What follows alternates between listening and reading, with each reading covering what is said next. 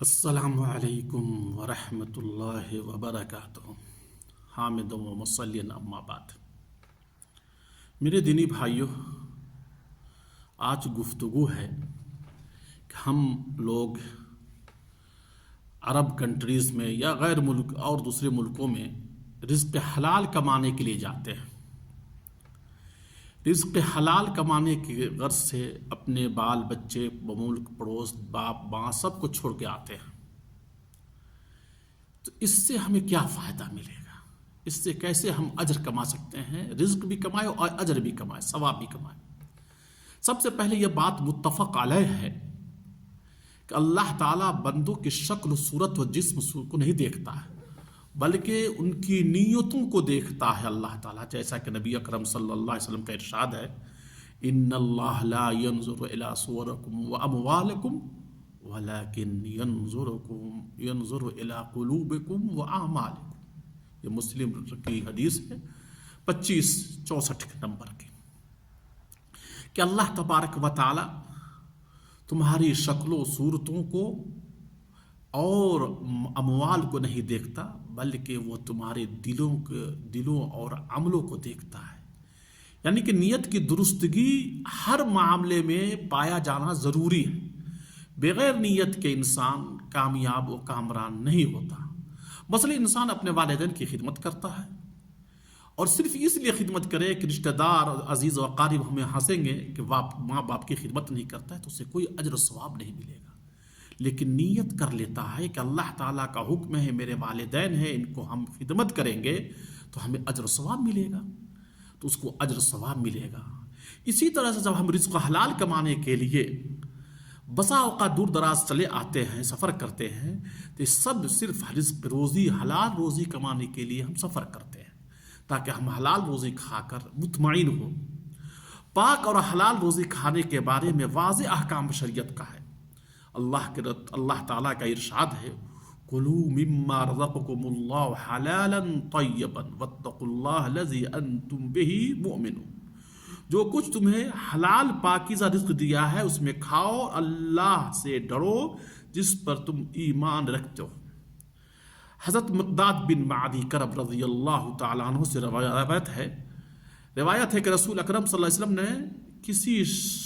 وسلم نے فرمایا، کسی شخص نے آج تک اپنے ہاتھوں کی کمائی ہوئی غذا سے بہتر غذا نہیں کھائی، اور اللہ کے نبی داؤد علیہ السلام اپنے ہاتھوں کی کمائی کھاتے تھے۔ یہ بخاری کی حدیث ہے۔ جس طرح سے حلال کمانے کی ترغیب ہے، اسی طرح حرام کمائی سے بچنا بھی ہمارا دینی فریضہ ہے۔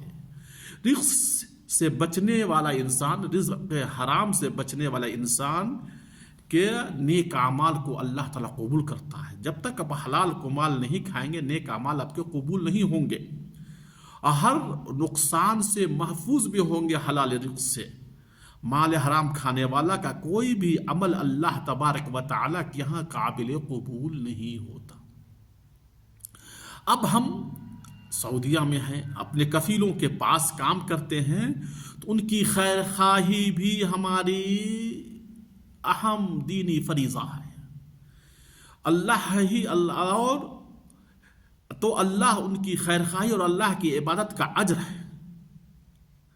اگر ہم ان کی خیر خواہی، ان کی بھلائی نہیں کرتے ہیں تو یہ امانت میں خیانت ہے، اور اس کا ہمیں نقصان بھی ہوگا۔ اللہ کے رسول صلی اللہ علیہ وسلم کی مشہور حدیث ہے، آپ صلی اللہ علیہ وسلم فرماتے ہیں، اذا نصح العبد سیدہ واحسن عبادت ربہ کان لہ اجر مرتین۔ جب غلام کو اس کا آقا کی خیر خواہی کرے، جب غلام اس کے آقا کی خیر خواہی کرے اور اسی طرح اللہ کی وہ عبادت کرے، اس کو اللہ تبارک و تعالی ڈبل اجر دیتا ہے، 2 مرتبہ اجر دیتا ہے۔ یہ بخاری کی 2550 نمبر کی حدیث ہے۔ اسی طرح ایک دوسری روایت میں اللہ کے رسول صلی اللہ علیہ وسلم کا بیان ہے کہ للعبد المملوک صالح اجران، کہ غلام جو کسی ملکیت میں ہو تو نیکوکار ہو تو اس کو 2 گنا اجر ملتا ہے۔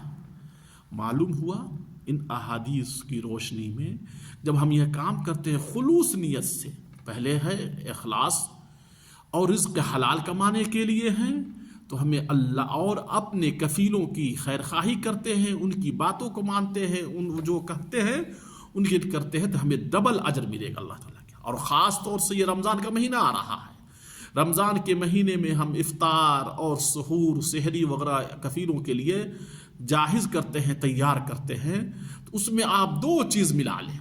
پہلی چیز یہ ہے کہ اخلاص کر لیں کہ یہ میں اللہ کے لیے بھی کر رہا ہوں، یہ کر رہی ہوں، اور خادامات ہیں جو عورتیں خادامہ ہیں کام کرتی ہیں، وہ نیت اس کو درست کر لیں کہ میں صرف اللہ کی خوشنودی کے لیے کام کر رہی ہوں اور رزق حلال طلب کرنے کے لیے۔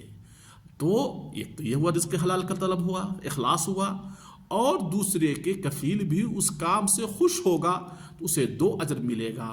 اور رمضان کے مہینے میں ایسے ہی اللہ تبارک و تعالی اجر کو بہت زیادہ انسان کی نیت کے مطابق بڑھا دیتا ہے، 700 گنا تک اضافہ کر دیتا ہے۔ تو آپ رمضان کے مہینے میں اخلاص سے نیکی کے ہر سمجھ کر اپنے کفیلوں کی بات کو مانتے ہیں اور ان کی خدمت کرتے ہیں، اللہ تبارک و تعالی آپ کو ڈبل اجر دے گا، ایک تو نیت کی درستگی کا، ایک کفیل کی خدمت کرنے کا۔ اگرچہ ہم تنخواہ پر کام کرتے ہیں، یہاں ہمیں حلال روزی بھی مل رہی ہے، اور ایک نیت درست کر لیا تو نیت درست کرنے کی شکل میں ہمیں کفیل خوش ہوا اور خدا تو ہمیں اسے ڈبل اجر ملے گا۔ بس مختصر یہ کہنا ہے کہ رمضان کے مہینے میں ہم خاص طور سے اور پورے سال عام طور پر اپنی نیت کو درست کریں اور اپنے کفیلوں کو خوش رکھیں، ان کی نافرمانی نہ کریں، تو اللہ تعالی ہمیں ڈبل اجر دے گا۔ وآخر دعوانا الحمد للہ رب العالمین، والسلام علیکم ورحمۃ اللہ وبرکاتہ۔